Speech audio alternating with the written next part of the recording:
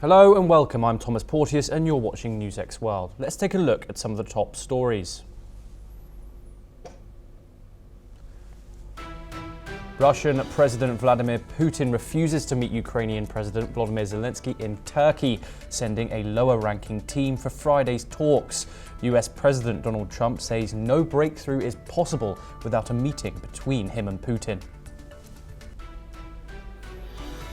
President Donald Trump lands in the UAE, unveiling over $200 billion in new deals and promising stronger AI ties with Abu Dhabi. Etihad are to buy 28 Boeing jets powered by GE engines.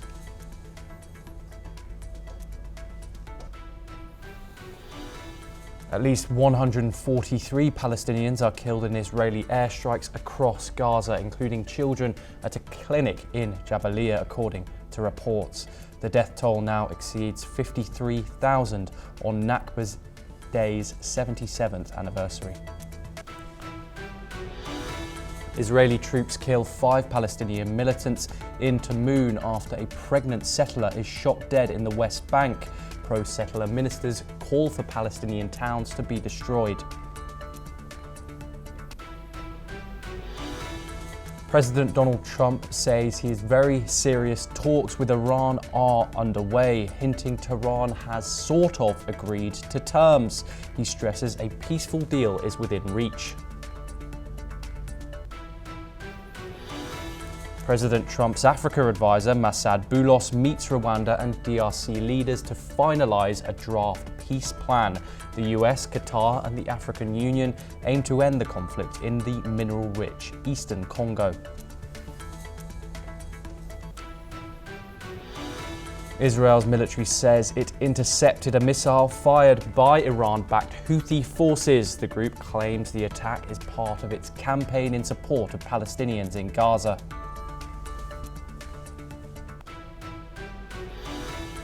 US singer Chris Brown is arrested in Manchester, England over a 2023 London nightclub attack. He's held on suspicion of causing grievous bodily harm.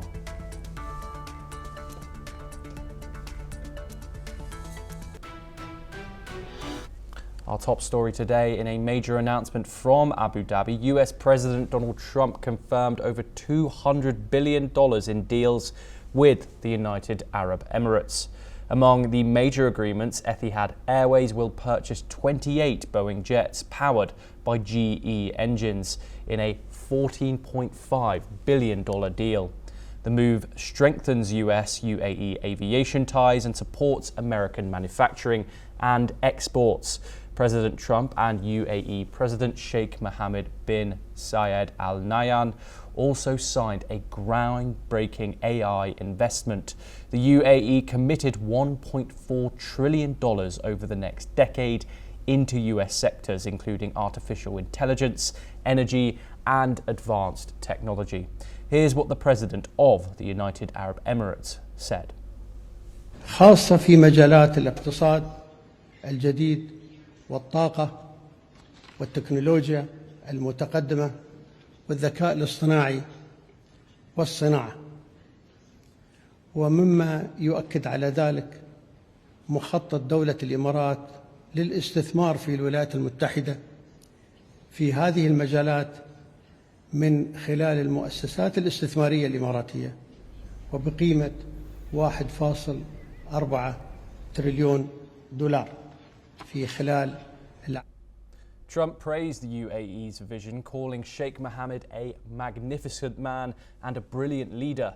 The leaders emphasized their long-standing friendship and mutual commitment to peace and economic growth. Here's what Trump said. Your friend, and we're going to be your partner, and we really appreciate your confidence and an investment. That's your biggest investment that you've ever made, and we really appreciate it, and we're going to treat you very, as you should be, magnificently. And you're a magnificent man, and it's an honor to be with you. During his visit, Trump also toured the iconic Sheikh Zayed Grand Mosque, describing it as beautiful and an incredible cultural site. He signed the mosque's guest book and received the UAE's highest honour, the Medal of Zayed, signifying deep bilateral ties. Trump also hinted at future diplomatic plans, including potential talks on Ukraine. He's expected to return to Washington today after wrapping up a Middle East tour that included stops in Saudi Arabia, Qatar, and now the UAE. We're now joined by Quintin A. Hitchcock, USA Affairs expert located in Dallas, Texas. Thank you very much for joining us, Quintin. This has been a grand tour for President Donald Trump, a $1.4 trillion investment in the AI sector in the US. How significant is this for the US economy, both now and in the future? Well, thank you, Thomas. It's great to be with you. There's a lot of significance with this, and I think a lot of these economic partnerships, they do a number of things. Create stability in the region, one, keeps adversaries like Russia and China out of the region, gives the United States an advantage in the AI race over China, but it also does other things, like it protects the future of Israel, gives us further leverage with a nuclear deal with Iran. So there's a lot of different benefits to this, but in terms of economics, the United States is going to be in a very, very good place because it's securing, a number in the trillions of dollars moving forward with some of the richest countries in the world. And what have you made of the tour overall and all the deals that Trump has made during his 3-country stop? How do these deals affect the US's balancing act between Israel, the Gulf states, and also Iran? That's a great question. I think it gives the United States a lot more strength and a lot more leverage in the region. Like I said, players like Iran, Syria, Israel, Yemen, these are the dynamics of those relationships, Thomas, are now going to change because the United States is going to be so closely invested with, some of the richest countries, not only in the region, but in the world. And there's another element to this that's not getting talked about a lot, and that is China. Part of the reason the president was so aggressive in securing these partnerships economically is because if he didn't do it, China was going to. Okay, and the United States views China as its biggest adversary in the world, and so beating them to the punch and securing a lot of this wealth is something that was very, very important. Not just the AI race, but other areas of economic prosperity as well. Quintin, most countries in the world would have welcomed Donald Trump to visit them. He's received many invites from all over the world. What message, why has Donald Trump chosen this region in particular to tour? And what message does this send to Europe and China with all these partnerships in this region specifically? Well, and that's a good question. As it respects to Europe, I think that the president has made no secret of the fact that he's not a big fan, at least right now, of a lot of European countries. Especially his vice president, J.D. Vance, has been incredibly vocal about animosity towards Europe. So I think that's number one. Number two, why the Middle East? I think, one, the president, dating back to his first term, has had a lot of great relationships with leaders in the Middle East, specifically the leader of Saudi Arabia. But also, and this is going to be more of a tongue-in-cheek comment, is the president likes wealth. He likes rich countries. There are no richer countries on earth than those in the Middle East. And I think he sees that as economic opportunity for the United States. There's also some foreign policy and national security implications, like I continue to mention, some actors that have not been friendly to the United States in years past. Having leverage in the Middle East, or having more of it, just gives us more credibility in the region, and I think offers a brighter and a safer future for everybody involved in the region.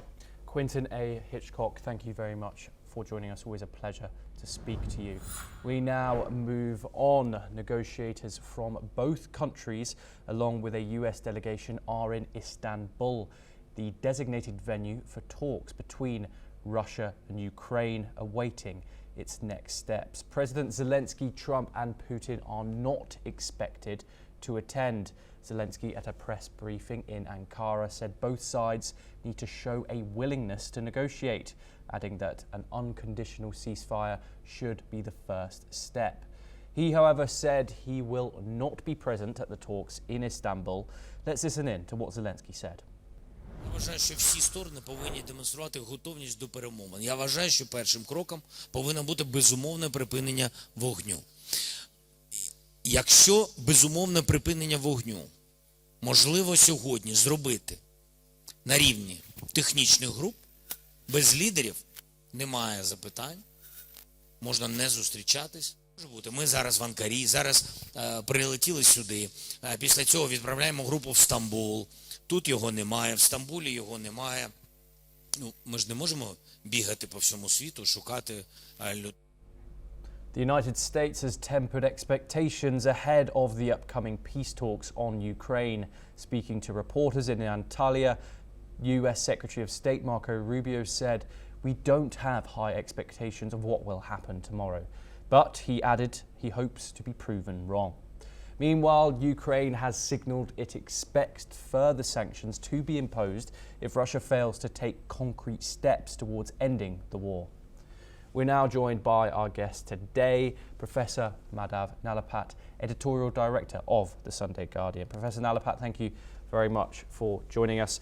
What does the absence of President Zelensky, President Trump and Vladimir Putin from these Istanbul talks signify about the seriousness of the diplomacy that's going on here? The first direct talks in over 3 years directly between Russia and Ukraine. Well, you'll recall that the last time there was such an effort was in April 2022. And frankly, a very good peace deal was worked out during that time.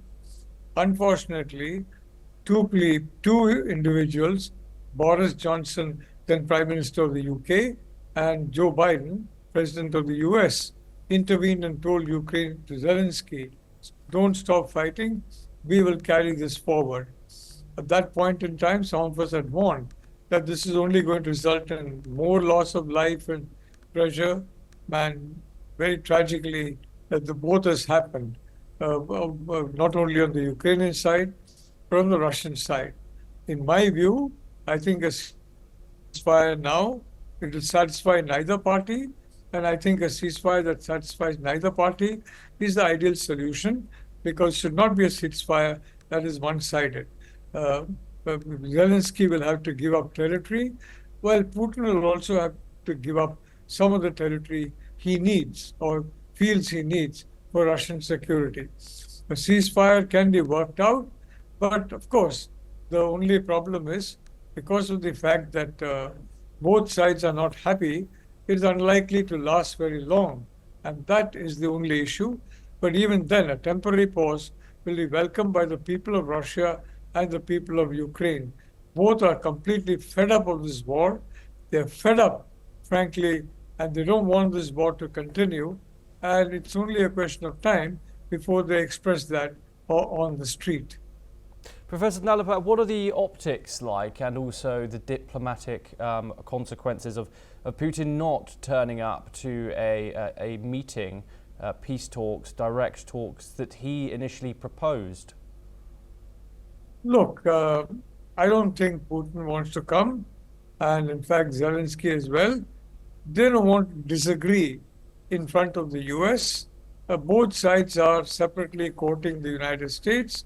And I think the rare earths deal signed by Zelensky with Trump is a Trump card, because Trump values money, and rare earths are very expensive.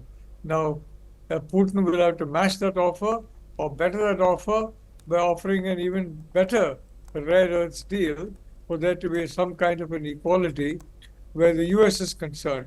I don't think either side wanted to come, but they were not certain of the talks succeeding even in a ceasefire, and they don't want it to be associated with the failure of the talks. In my view, I think the talks can go ahead. I think this time around, 2025 is different from 2022. You've seen all this war.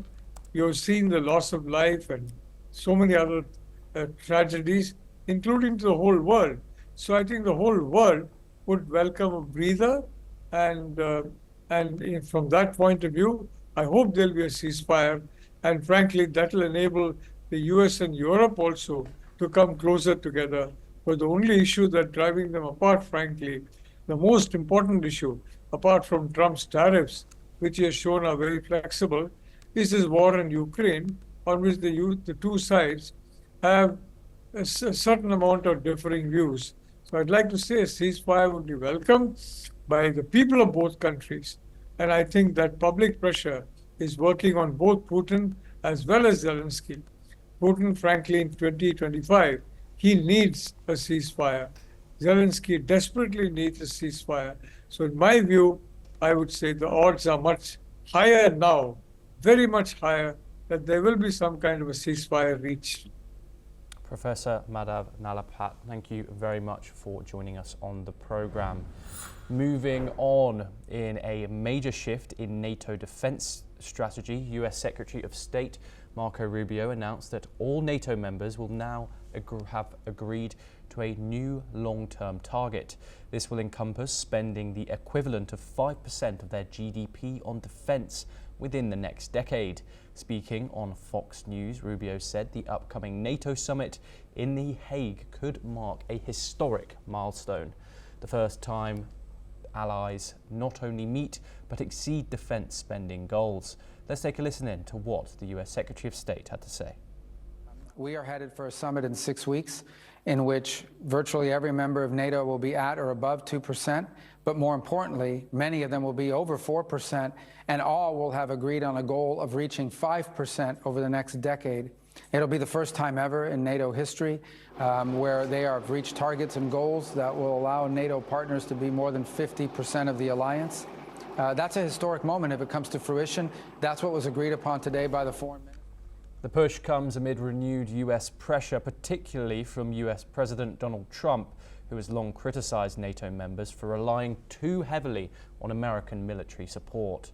Germany has now backed Trump's demand to more than double the current 2% benchmark.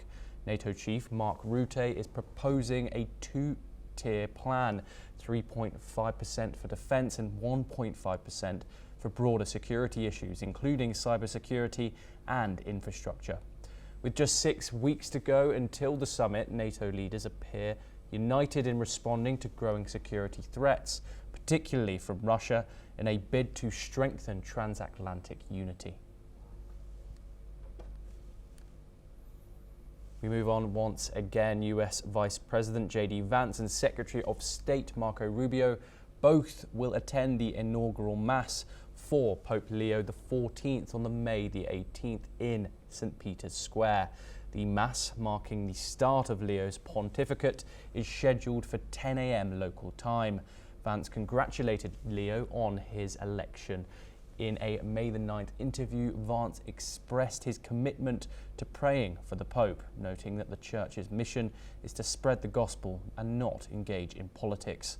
Rubio also emphasized the spiritual role of the papacy and discussed his views on migration, criticizing open borders.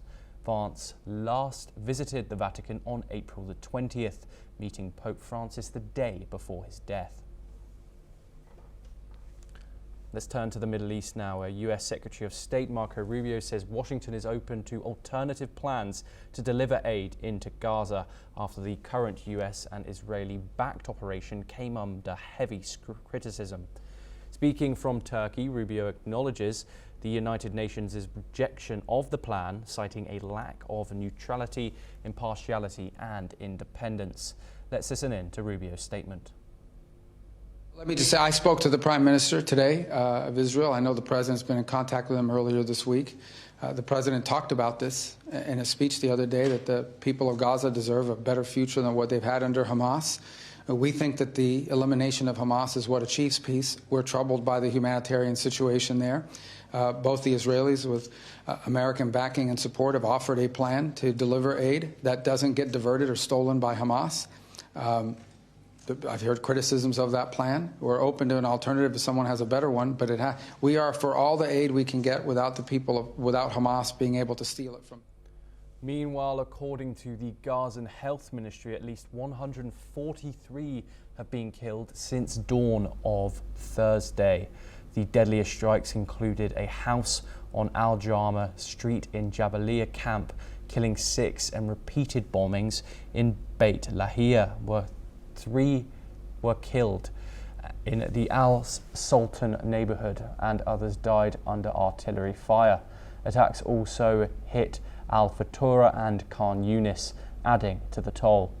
In the West Bank, Israeli forces killed 5 Palestinians in Tamun in a raid following the killing of an Israeli settler. Gaza's European hospital in Khan Yunis is now out of service, deepening the region's humanitarian crisis. In a related development, Israel intercepted a missile fired from Yemen on Thursday, triggering air raid sirens in Jerusalem and Tel Aviv. The attack was claimed by Yemen's Iran-backed Houthi rebels, who said they targeted Tel Aviv's international airport with a hypersonic ballistic missile. It marked the 3rd such inception in 3 days. The Houthis have repeatedly targeted Israel and Red Sea shipping since the Gaza war began in October of 2023, citing support for Palestinians. Earlier in May, a missile struck near the Ben Gurion airport, injuring several people. Israel retaliated by bombing Sana's airport and nearby power stations. Recently, Israel warned Yemenis to avoid Houthi-held ports, signaling potential further strikes. The US recently brokered a ceasefire with the Houthis following weeks of American airstrikes aimed at stopping missile threats to international shipping. Iran and 3 European powers, Britain, France and Germany, will hold nuclear talks in Turkey on Friday. The high-stakes meeting comes after US President Donald Trump said a deal with Tehran is getting close. Iranian Foreign Minister Abbas Araghchi warned of irreversible consequences if UN sanctions are reimposed. He said Tehran is ready to negotiate, but only if sanctions are lifted. Meanwhile, Islamic Revolutionary Guard Corps Chief Major General Hossein Salami sent a direct message to Trump. He says that Iran will not respond on America's terms. He told Trump to see Iran's culture and progress before judging. Here's what Hossein Salami has said. رئیس جمهور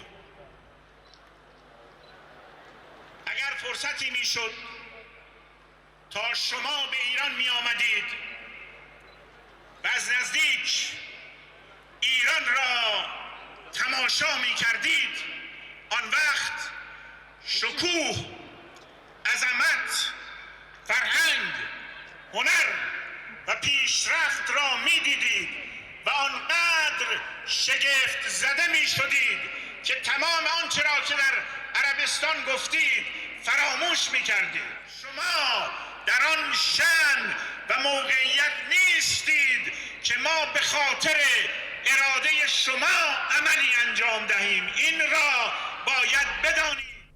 These statements were said on stage where thousands gathered in Tehran to mark 1 year since the death of President Ibrahim Raisi and Foreign Minister Amriya Dolla Hayan in a helicopter crash. Trump, during his Gulf tour, claimed Iran has sort of agreed to a new deal. Iran denied receiving a written US proposal but said talks were useful. We now move over to Africa, where a deadly clash in southwest Chad has left at least 35 people dead and 6 others injured following intercommunal violence in the Longong Occidental province. The government confirmed the incident happened in a village hit by long-standing tensions between nomadic herders and local farmers. Security forces were quick to intervene, containing the situation before a government delegation was sent to support survivors. These reoccurring clashes, often along ethnic and religious lines, are common in southern Chad, where Christian and Amnist communities say they feel marginalised by the central government. Authorities say calm has been restored, but this latest outbreak highlights the ongoing struggles over land and livelihood in the region. We now move over to the Indo-Pacific, where a Thai court has issued arrest warrants for 17 people in connection with the collapse of a Bangkok skyscraper that crumbled during the powerful earthquake, killing many workers. The 30-story tower meant to house the state audit office was reduced to rubble in seconds when a 7.7 magnitude quake struck neighbouring Myanmar on March the 28th. While thousands died in Myanmar, the tower was only building in Bangkok to collapse. Questions have been raised about construction quality as initial tests showed substandard steel was used in the building. The project was a joint venture between ITD, one of Thailand's largest construction firms, and Chinese conglomerate. Moving over to Europe, at least 13 people were injured when a driver lost control of a vehicle and crashed into a crowd outside Espanyol's stadium in Barcelona, where a match against FC Barcelona was underway. The incident occurred at the start of the game and did not pose a threat to spectators inside of the stadium, police confirmed on X.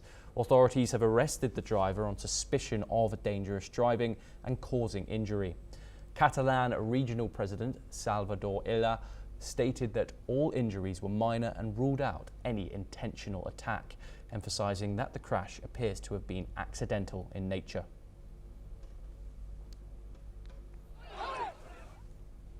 We now move over to North America. A US judge in New Mexico has dismissed trespassing charges against dozens of migrants apprehended in a newly established military zone along the US-Mexico border. The ruling marks a setback for the Trump administration's efforts to deter illegal immigration through heightened penalties. The military zone, part of a broader strategy to secure the border, was created to prevent undocumented migration. It is one of two such zones set up under the Trump administration. The judge ruled that the government failed to prove that migrants knowingly entered the restricted area. While the trespassing charges were dropped, the migrants still face charges for illegally crossing the border. The judge's decision highlights the ongoing legal challenges faced by the Trump administration as it seeks to enforce tougher border security measures. The government has not indicated whether it will appeal the ruling. Well, that's all we have time for. We will continue to bring you more global news updates. Thank you.